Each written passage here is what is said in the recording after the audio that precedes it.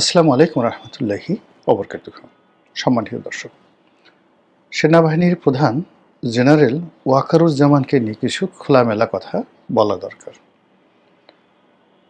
এই মুহূর্তে তাকে নিয়ে যে অপপ্রচার চলছে অথবা তাকে কেন্দ্র করে যে প্রচার চলছে পক্ষে এবং বিপক্ষে,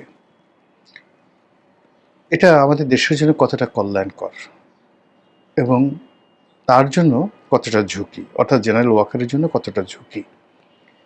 তিনি আসলে কি করছেন, কি চিন্তা করছেন, তার শক্তি কতটুকু, সামর্থ্য কতটুকু এবং এই মুহূর্তে তার পক্ষে কতটুকু করা সম্ভব, এই বিষয়গুলো নিয়ে মোটামুটি খোলামেলা আলোচনা করব।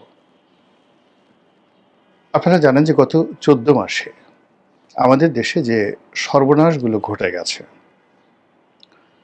সেই সর্বনাশের প্রেক্ষিতে এখন যে বিষয়গুলো নিয়ে আলোচনা হচ্ছে বা অতীতে হয়েছে এবং এখনো পর্যন্ত চলমান, তার মধ্যে 1 নম্বর হলো ডক্টর মোহাম্মদ ইউনূস কতদিন থাকবেন। তার এই সরকার কি সেনা সমর্থিত সরকার নাকি আমেরিকা সমর্থিত সরকার। 2 নম্বর হলো যে তারেক রহমান সাহেবের সঙ্গে সেনাবাহিনীর সম্পর্ক কেমন।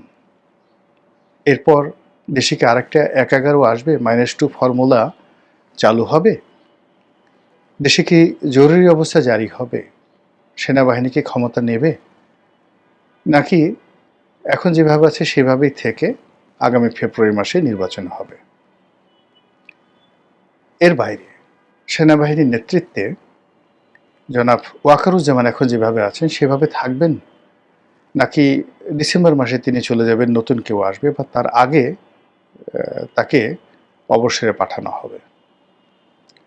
আইসিটি কোর্টে মামলা হওয়ার পর তাকে নিয়ে দেশে এবং দেশের বাইরে বিভিন্ন লোক নানাভাবে তাকে উস্কানি দিচ্ছেন, অপমান করার চেষ্টা করছেন, ভয় দেখানোর চেষ্টা করছেন এবং তাকে প্রভোগ, মানে তার উপর চাপ সৃষ্টি করে প্রভোগ করে তাকে দিয়ে কোনো দুর্ঘটনা ঘটানোর চেষ্টা করছেন।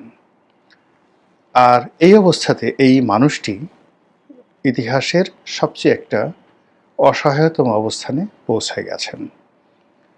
তার নিজের ঢোল পেটানোর মতো অবস্থা তার নেই।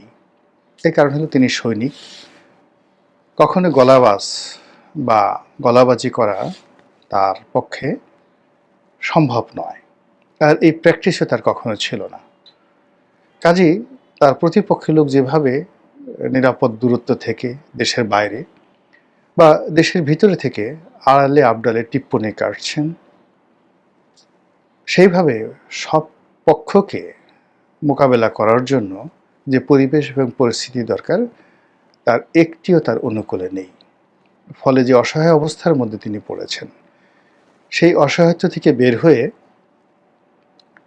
তিনি কি জেনারেল জিয়াউর রহমানের মতো কিছু করবেন, এরশাদ সাহেবের মতো কিছু করবেন, তার অবস্থা কি জেনারেল আবুল মঞ্জুরের মতো হবে, নাকি জেনারেল খালেদ মোশাররফের মতো হবে, নাকি তিনি জেনারেল নুরউদ্দিন খানের মতো শান্তিপূর্ণ উপায়ে নিজের দায়িত্ব এবং কর্তব্য পালন করে তিনি ক্যান্টনমেন্ট থেকে সসম্মানে বের হয়ে অন্যান্য সেনা কর্মকর্তাদের মতো জীবনযাপন করবেন।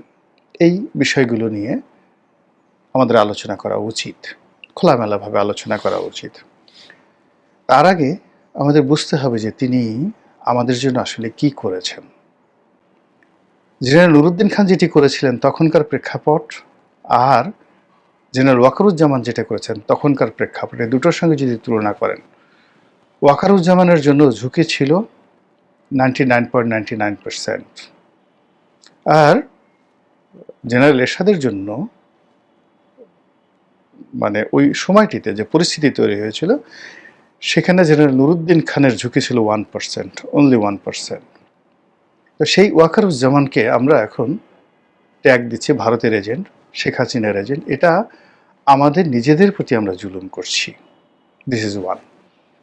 সেকেন্ড থিং হলো, সেনাবাহিনীর মধ্যে আওয়ামীপন্থী বিশাল একটি গোষ্ঠী ছিল এবং এখনো আছে। তার সঙ্গে সঙ্গে জামাতপন্থী আছে, বিএনপি পন্থী আছে। এবং হিজবুত তাহরির যে সমর্থক তারা আছে। এই যে ৪-৫টি গ্রুপ, তার সঙ্গে যারা রিটায়ার্ড সামরিক কর্মকর্তা আছেন, তাদের পন্থী প্রভাবাধীন অফিসাররা রয়েছেন। আপনি চিন্তা করুন যে বিদেশ থেকে ইলিয়াস, পিনাকি কিংবা ওই যে অন্যান্য যে সমস্ত আওয়ামী লীগের লোকজন আছেন, আরও অন্য যারা ইউটিউব করেন, যারা সামরিক কর্মকর্তা, সবাই যে তথ্যগুলো দিচ্ছেন, গোপন তথ্যগুলো দিচ্ছেন, কিভাবে পাচ্ছেন বলেন? ভিতর থেকে এই কথা তো আমরা পাচ্ছি না।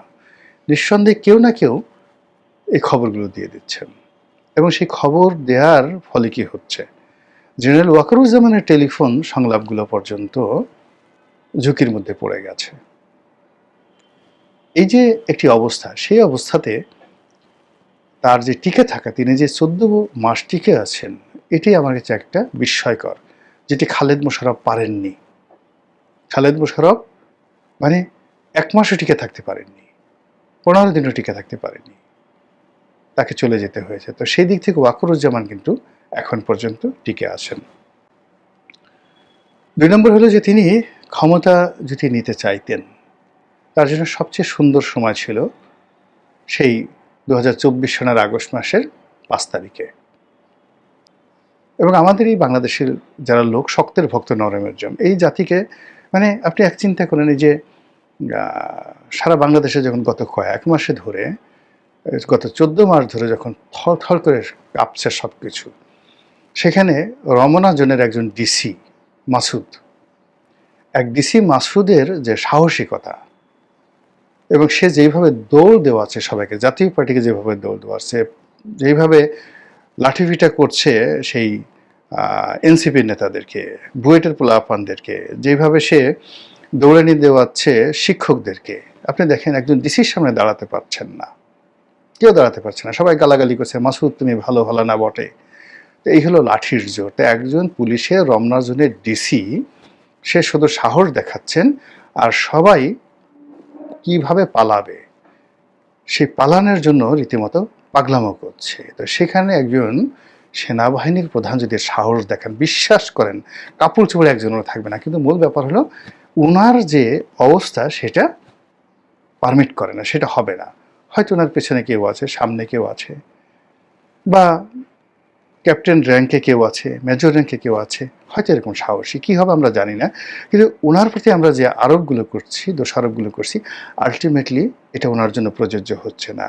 মূল ব্যাপার হলো উনি সবার সঙ্গে সম্পর্ক রক্ষার চেষ্টা করছেন, কাউকে ক্ষতি করতে চাচ্ছেন না, উনি নিরাপদ এখান থেকে চলে যেতে চাচ্ছেন। আমার অ্যানালাইসিস আসলে এটা মনে হচ্ছে। কিন্তু এগুলো করে কি তার শেষ রক্ষা হবে, এই ব্যাপারে আমি কিছুই বললাম না, শুধু পুরো বিষয়টি আসমানের মালিক আল্লাহর উপর ছেড়ে দিলাম। তিনি যদি ভালো চিন্তা করে থাকেন, ভালো কাজ করে থাকেন, এবং গুড ডিডস থাকে, আমল ভালো থাকে, পৃথিবীর কোনো শক্তি নাই তাকে ক্ষতি করার।